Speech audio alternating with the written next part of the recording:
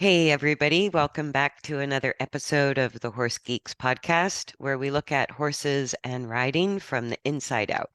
I'm Kirsten Nelsen, professional horse trainer, and with me again is my partner in crime, Deb Romero, certified Alexander technique instructor. So today's episode is to take probably yet another look at Mm. rein contact. Um, I know we've touched on it in multiple podcasts. And even when we talked about that instruction that we all hear, keep your hands still, don't pull, things like that. But it's one of those interactions with our horse that I think we can't talk too much about. I, Yeah, from my perspective as a horse trainer, it's singularly the most difficult contact or aid to really use well.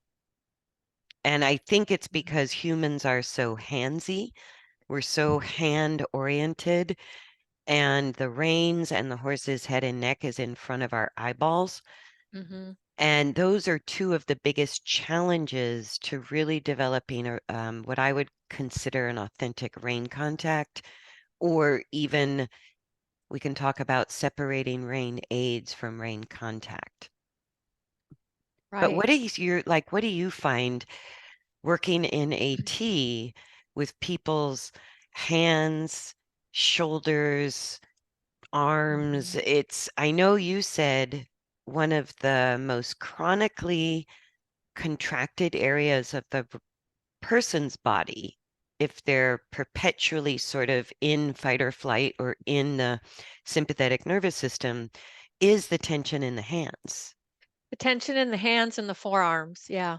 And I keep saying I'm going to do a TED talk on this. We've become a forward facing society now. We're just so dominated by our senses of thumbing and with our eyes that we forget about all the other senses that we have, especially when working with horses. It's a constant effort for me to maintain contact with the reins and not have it be an aid.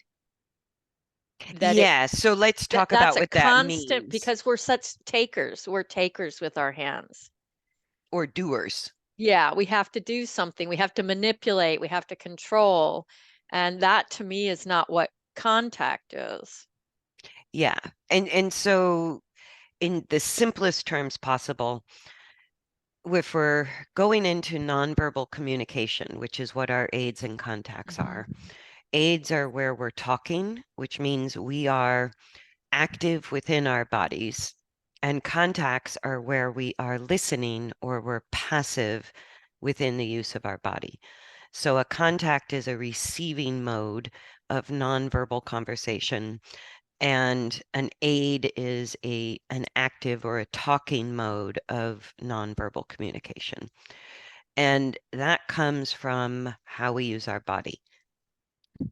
So in a rein contact, that connection that we have through our hands, through the reins to the horse's mouth, would be in a receptive state Mhm. rather than an active state, which means we have to soften our muscles.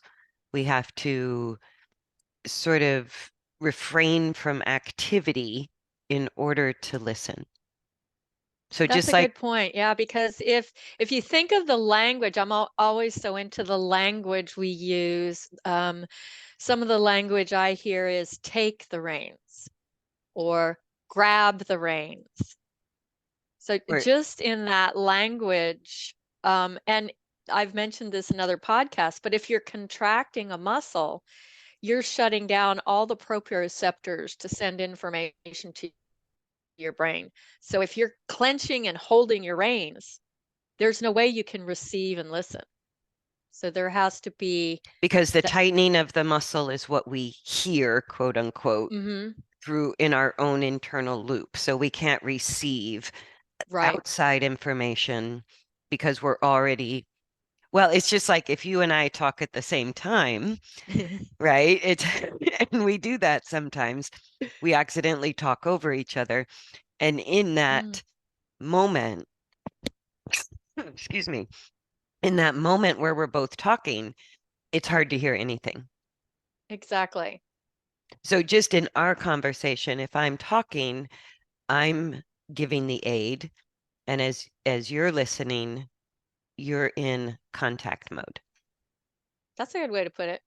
and then vice versa, right? So in our dialogue back and forth, if we're both talking at the same time, nobody's listening, or no real communication can be exchanged. Yeah, I was reading this morning about, are we listening to give a response, or are we truly listening? Yeah. And to listen through our hands takes a lot of balance through the rider's torso. So, in other words, if we're stabilizing on our hands, we're already using excessive muscle contraction through all of our arms, including our hands. And there's no way that without the independent stability from our seat to our skull through the middle of our torso, we can't release enough tension in our hands to authentically receive information. I agree. Yeah, we and all the way to figure it out is ride without reins and see how you do. And that'll tell you if Yeah, you're balancing off your hands or not. absolutely. That's a great way to do it is ride on a very loose rein or ride with the reins resting over the horse's neck and see, can you Yeah, balance? And every time you take your hand, like just to be safe, let's say you have to steer your horse a little bit during that process, when you reach for the rein and pick it up and put pressure on the left or the right rein, that's the aid. And as soon right. as you physically drop the rein, if you didn't drop the rein, you would be in a contact. So dropping the reins is no contact. There's no transmitter of information Mhm. back and forth. It's a break in the contact because we're no longer touching. But to sort of figure out, am I using my reins as part of my stabilizing mechanism or not? You can just drop the reins completely and see how you balance. Right. That's a great way to do it Yeah. because a rein contact should feel when we pick up the reins, we're not using them any more than if we didn't have them in our hands. Yeah, I like to call it like a oh, yeah, and you can play with it on the ground with another person with reins to see how you respond. What do you Say mean? if you we had a set of reins and you had one end and were the horse and I was the other end and was the rider, you can play with it on the ground. And if the horse, pretends to pull one direction, do you yank and have a force that comes back towards you? Or are you giving to that pressure So and that's have a constant contact without getting pulled out of the saddle? so that's that exercise of two people facing each other with the reins held between them. Hmm. And then one person sort of simulates the horse and the other person simulates the rider. Hmm. And you can sort of see what is my natural reaction to a naughty horse or a good horse or a horse that pulls on me. And the other person simulating the horse's actions can actually give a little bit of verbal feedback about Yeah, they about what that feel, feels like. what that feels like to them, and Yeah, how they emotionally respond. yeah. Because I find the sort of emotional response to either pulling or being too forceful or being too abrupt with the reins, when I've done that simulation with riders, the person has almost the same emotional response that most horses have. Hmm. I go, it's not that different. Right. So. So learning to have a connection that isn't influencing is the trick to having a rein contact. And Yes. that's difficult because when we get into nonverbal communication, what we're talking about is sensation or forces of movement that we're feeling through our sense of touch, right? And we don't often give words, or we're not used to accurately describing how we feel or what we're feeling through our sense of touch. But the language of horses is that. Yes. So we have to get good at deciphering this feeling from that feeling from that feeling, and then build a vocabulary until it starts to take on meaning.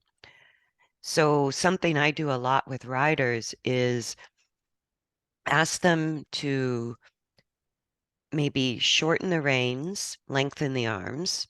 So that Hmm, I remember that. alone, yes, instead of picking up the reins and bringing them towards our torso, can we reach forward with longer arms, which is going to help us not shorten our arm muscles and not overly contract? Can we reach forward with our arms and pick up the reins until we can feel the inside of the horse's mouth through the reins? And again, that can be simulated where you can close your eyes with your partner, your other person, and feel how short do the reins need to be, or what amount of tension needs to be in the reins for me to feel my partner's hands, Hmm. right? And that I'll have people just start by assigning a number.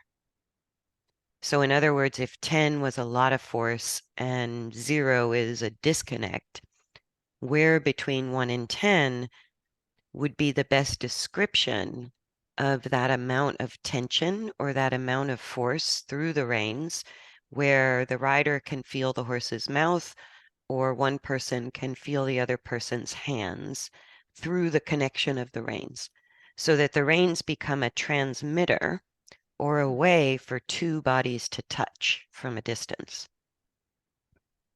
And once you have that number, people will often, usually it's not over a 5, but sometimes it is. It Right. doesn't matter if it feels like a 2 or a 7. It doesn't matter. But once we assign a number, then we start to be able to differentiate between, say, a 7 and a 6, or a 7 and an 8. And it's those small micro changes of tension and force that are the words. That's the vocabulary that horses hear us speak. And it's how we have to learn to listen to every change in the horse's balance or thoughts is going to change the force of the reins, right? And sometimes we don't notice it.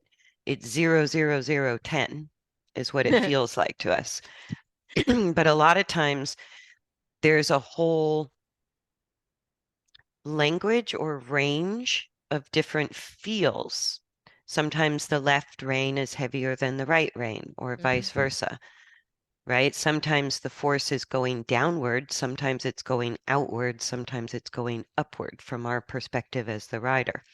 Sometimes it's coming back towards us, Right. right? So those are all the directions and amounts. So the numbers are sort of helping us decipher one specific amount of force from a different amount.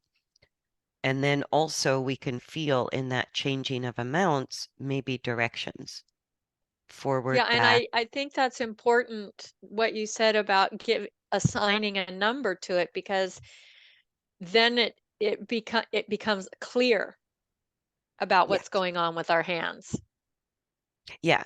instead And of being our hands being, and I think we've talked about being still. It's kind of, that's just not true. They're not still. nothing in motion is ever still. Yeah, so Yeah.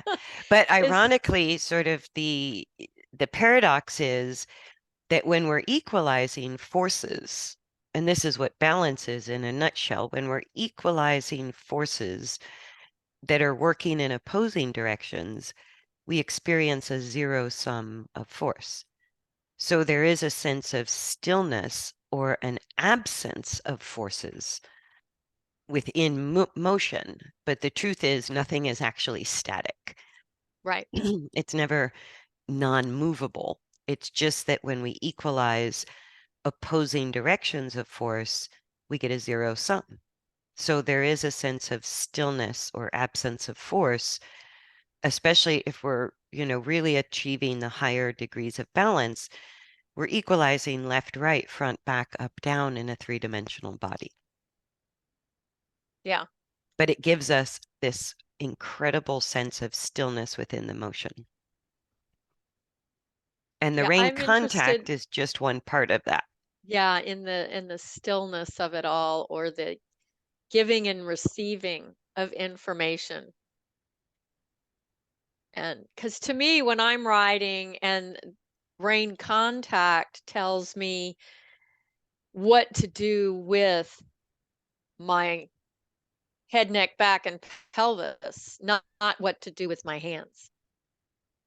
Does that make Yeah, sense? because I think you said that before, that if you think of our arms is a way to pull our torsos towards something or pull something towards our That's torso, David like, Gorman said, your arms are just there to get your hands where they need to be. yes, that's what you said. Yeah. Your arms are just there to get your hands where they need to Where be. they need to go. Yeah.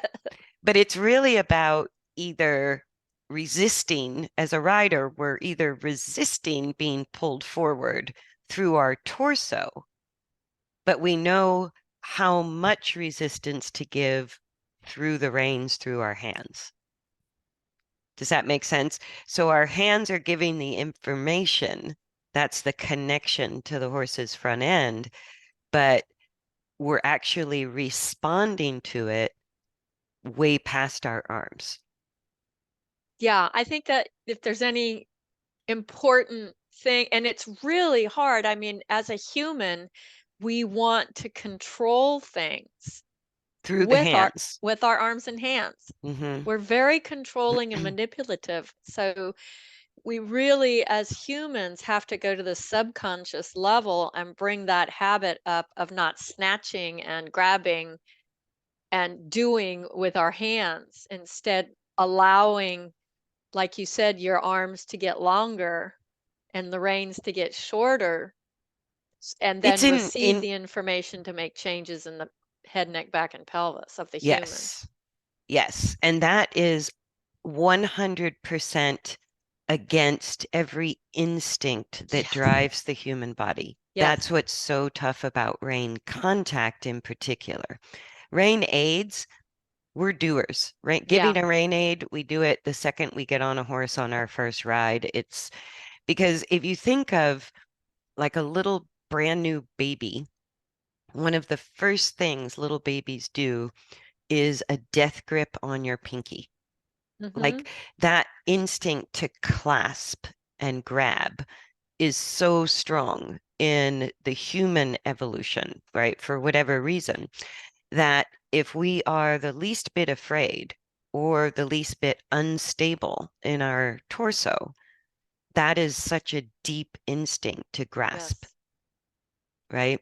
So overcoming that instinct and having to consciously redirect our stability back to our head, spine, pelvic balance, right? And allow our hands and arms to be part of the transmission system. So if I think of a transmission system between the horse and rider, from my scapula on my back, through my shoulders, upper arms, elbows, lower arms, and hands, connected to the reins, connected all the way out to the horse's mouth, is one long unit of transmitter wire, right? So I think of it like a telephone wire or something that's going to transmit information back and forth. But it's really, even though we're connected to the horse's mouth, The horse's mouth is the end point of the body. So if you think of a horse, the middle or the fulcrum of the horse's body is between the four legs, in the middle of their torso, which Mm-hmm. is directly under the rider. But if that's the fulcrum point of the body, like the middle of a seesaw, we're connecting the reins to the outer tip of the seesaw, right? So if the fulcrum moves a tiny bit, the outer part of that plane or the end of the teeter-totter is going to move more. Right. It's going to reverberate into bigger motion from the fulcrum outward. So when we attach reins to the very end of this horizontal plank, even though the fulcrum of that plank is right under our seat in the middle of the horse's four legs, it's more obvious. It's a bigger manifestation of a change in force way out at the end of that plank. Does that So make you're, sense? yeah, it's kind of like when you're building a house and you're a half inch off in one corner, and by the time you get to the other corner, you're 6 inches off. Yeah, it's something like that. Something like that. Yeah. Yeah. Or if you just take one of those old wooden teeter-totters, big, heavy plank, right? So in the middle of the plank where the joint is or the metal bar support is, Mm-hmm. that's the fulcrum. And if you straddle that fulcrum, you don't have to shift much weight side to side. You don't have to Right. make a big movement. So if a fulcrum moves 1 inch, then the outer part of the plank where the people sit on a teeter-totter is going to move a foot. So for every inch of movement or change of force at the fulcrum, you're going to get a foot of movement at the end of that fulcrum, at the edge of Yes. the fulcrum, right? The edge of the plank.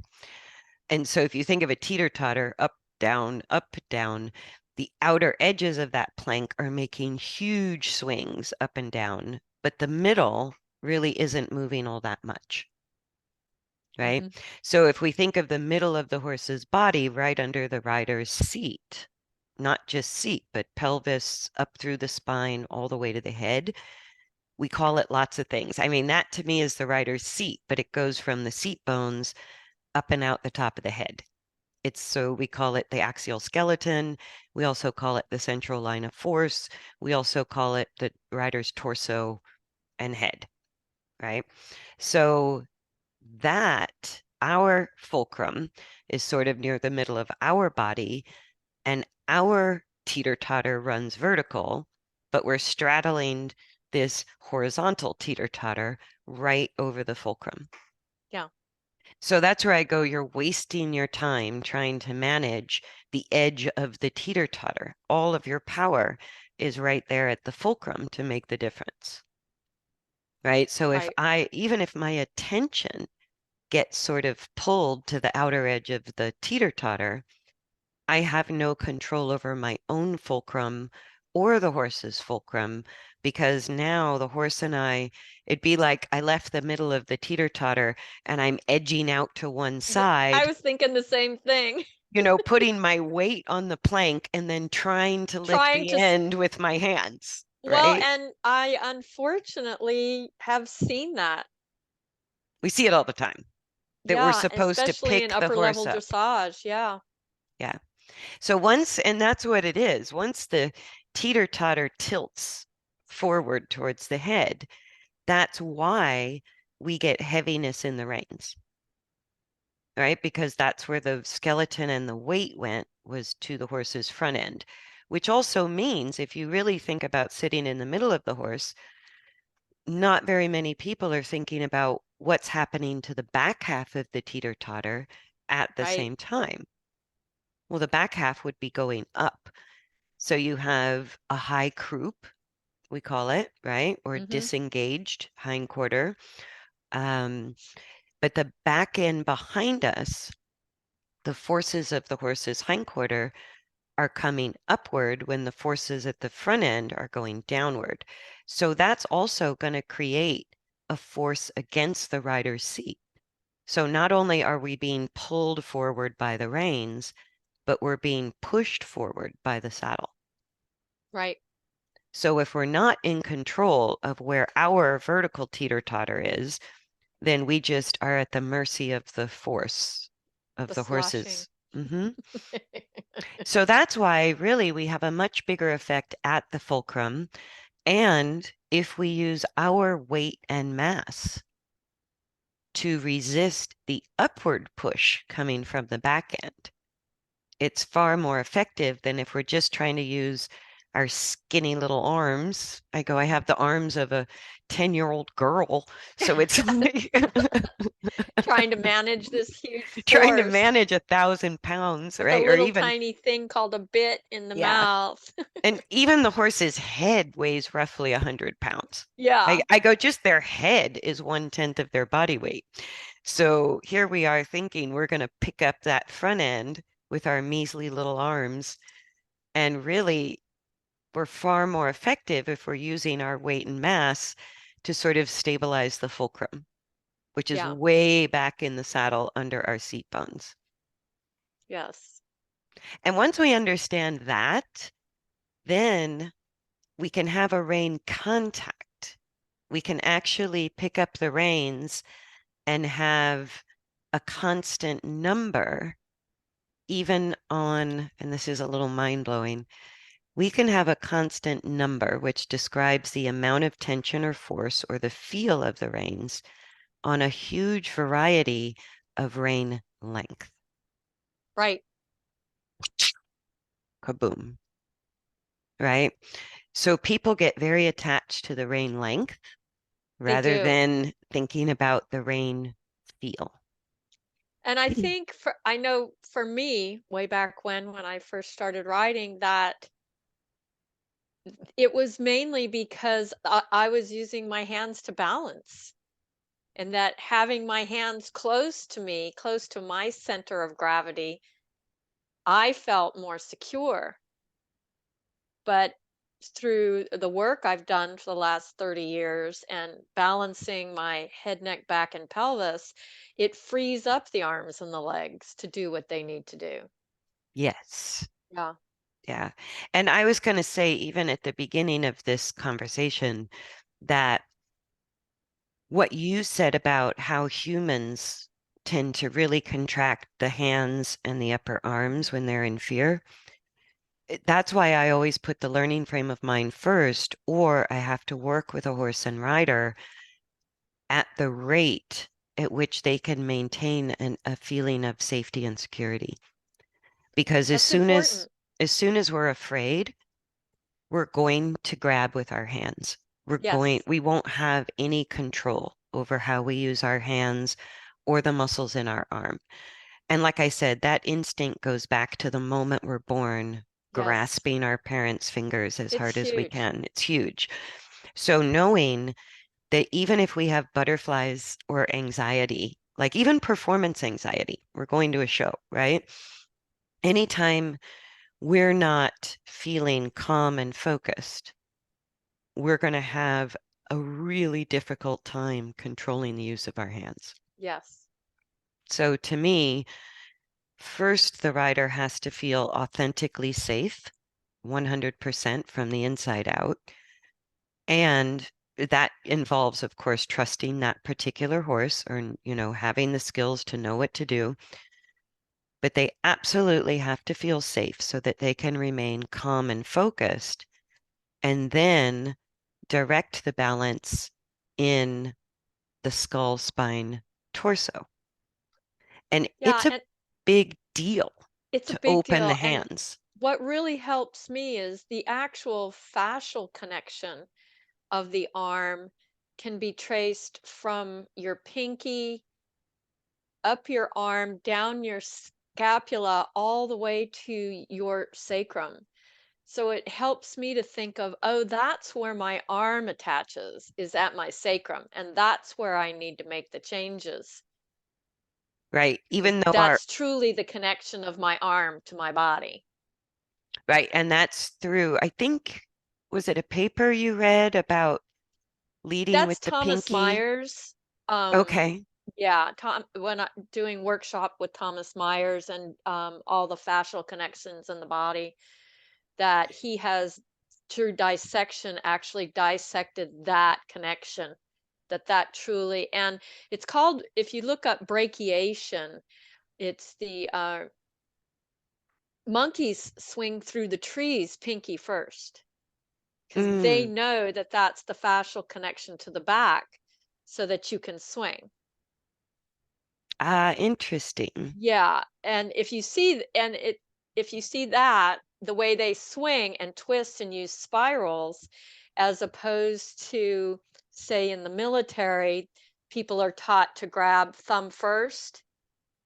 There is no swing because there's no connection to the back. So it's just It sort of relying on the arms and the The upper arm body muscles, strength. yeah, yeah. And you see it with dancers too. When they dance, they're always leading with the pinky. Well, Be even mounting and dismounting, Mhm, when you said sort of that spiraling energy, mhm. it's like there's a very specific way that you can coordinate mounting and dismounting that uses that spiral action Yes. of the body.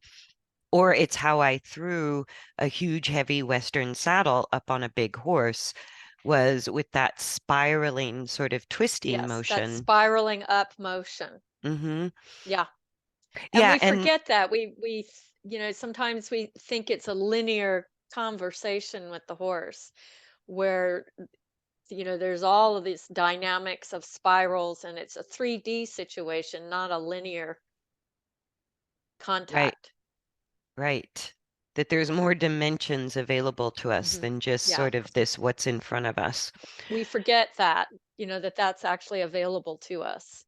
Yeah, and I've used that pinky thing a lot. That's why I wanted you to talk about it a little bit because it's a huge deal with riders that have some fear issues to actually open the hands. So a lot of Mm, times I'll have people put the reins under their hands so they're there, but lay the reins flat and actually have the reins under flat hands while the flat hands are touching the horse's neck or the hmm. front of the saddle so that there's not an effect on the reins while you're learning. The reins are there just in case for safety, but opening the hands or having them flat to something, all of a sudden the body starts to seek, where can I be stable? Yeah. And as long as we're clenching our hands, our body goes, I'm good. I don't need to look for another source of stability. My hands are clenched. So that sort of opening of the hands all of a sudden puts the body into the question of where can I find stability? And then that pinky thing, let me repeat it if I understand this correctly. It's a fascial connection that what was his first name? Thomas Myers? Oh, sorry, Thomas Myers. Thomas Yeah. Myers, and he wrote that book, Anatomy trains. Anatomy Trains. Okay. Hmm. He dissected that fascial connection between our pinky through our arms, through our back, all the way down to the sacrum, which is between the two back halves of our pelvis. Hmm. That has helped a ton of riders Yeah. without having to let go of the reins, just a kind of a beginning step of thinking, I'm not gripping my hands, I'm leading with my pinkies. Yeah. And it changes the use of the arm muscles immediately, and it loosens the grip immediately. And then people can get more and more confident with sort of an opening of the hands, an unclenching of the hands. Hmm. And a lot of people I find will first stick their pinkies out, like like Yeah. a literal thing, like Yeah. sticking the It's almost pinkies like I get forward. that image of drinking tea, Yeah, with the pinky high. Yes.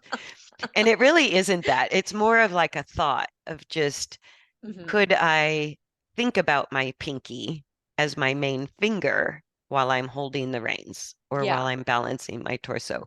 And just that is huge because people instantly feel the change of use. Mhm.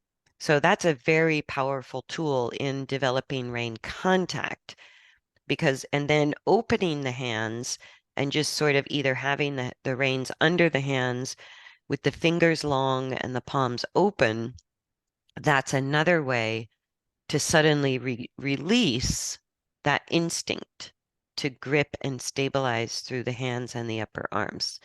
Yeah. And even if we're still pushing on the saddle or pushing on the horse's neck for stability, you can do that. You can push down whenever is needed.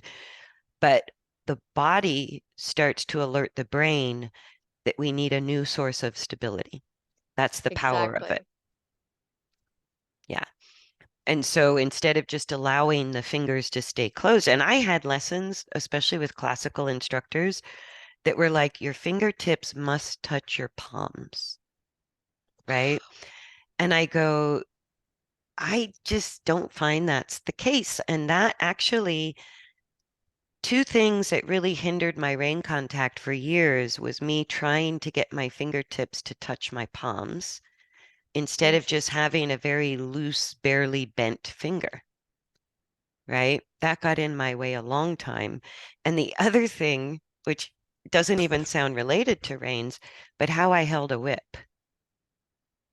When I held That the makes top total of, sense. if I held the top of the whip on the handle, it clipped, my whole arm clenched and my hand grasped and I couldn't stop it. And then when I learned to find the balance point of the whip, which is typically just below the handle, the whip is much lighter and you can have loose fingers. So that's kind of like the teeter-totter thing, if It's you think exactly about the it. teeter-totter thing. It's exactly the teeter-totter thing. It's Yes. exactly, and it's Yes. just like we've always talked about, it's pure physics, it's pure forces. And our way of thinking sometimes is we think it, we need, we need to control it, we need to tense around it, we need to work hard, and all of those ways of thinking creates tension.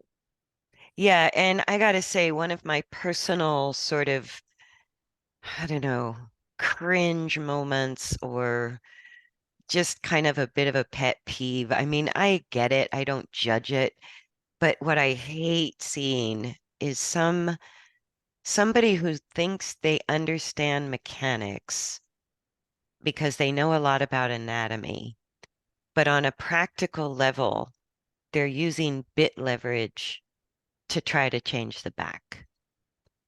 Like they're still trying to That's everywhere. influence. Yeah. And I go, the whole point of understanding on a much deeper level biomechanics is force management. It's Exactly. physics. It's not moving bones into this picture perfect location. And that's what I see a lot is people, That because framing of it all. yeah, biomechanics is a big buzzword in our industry now. Mhm. And so these sort of, new evolved trainers that are hitting the market and say they specialize in mechanics, I'm not seeing anything different. They're still trying to manipulate body parts. They're still trying to move things around with a little bit more knowledge of the anatomy, granted, which I appreciate. But it's like, well, let's leverage here and push there and manipulate this until we cause this sort of mechanical chain reaction in the body. Right. I go, but the whole point of understanding mechanics is to alter the forces of motion, not body parts.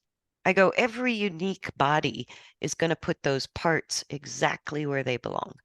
And Right. the more you understand anatomy and mechanics, like even, fascial trains, I go, who thinks that the use of our pinky is connected to our sacrum? That's mechanics at a I much do. higher level. Yeah. But instantly, riders, even if they don't know anything about human anatomy, they feel the change of force in the thought that I could hold the reins thinking about my pinkies. So the mechanics have already changed because we feel the ease in the tension of our arms. And That's like you what said, mechanics should do is yeah, change the feel. change the feel, and it's very Change hard the to feel. describe. It's not an ABC get to D kind of thing. It's not linear at all. No, and the way I teach rain contact, and this sort of circles back around, is let's say wherever the horse's head and neck is, doesn't matter. If we're sitting in the saddle and we pick up a rein contact, the point of the contact is to get a little bit of a feel for what's happening inside the horse's mouth, Mhm. right? It actually goes, what we feel through the rein contact is not limited to the mouth. What we're really feeling through the reins is the use of the upper spine, both front legs, the entire cervical spine or neck, and the skull. We're feeling the movement of that forehand through the reins. And we need the reins because we can't feel that part of the horse's body through our torso. Right. So through our torso, we're feeling the mid to lower thoracolumbar spine, the pelvis, the barrel, the whole hindquarter. But we need a rein contact to authentically know the detail of what's going on with the front legs, neck, and head. That's the point of a rein contact, is to know that information. So if I'm teaching a rein contact, as soon as we pick up the reins, we should be able to feel the horse's mouth at the very least through our hands in a tangible way. Mhm. Then we give it a number. Some people say 3, some people say 5, some people say 7, doesn't matter. It's whatever that feels like to us, between nothing and very, very heavy, where we can't miss it. We're being ripped out Right. of the saddle, right? So once we assign a number, the best way I found to learn a rein contact is once the horse is in motion, you have to adjust the rein length in order to maintain the same number, Right. which is crazy because you suddenly realize how often that head, neck, and even the front legs are changing direction, use, and forces. So even at the buckle, we can feel the horse through the reins. We don't have to be on a short rein to feel it. Right. Most of our reins are long enough that even if we have two hands either side of the buckle, we can feel the horse through the reins, right? So if the horse brings the head and neck up or back towards us, the reins are going to go, say, from a 5 to a 0.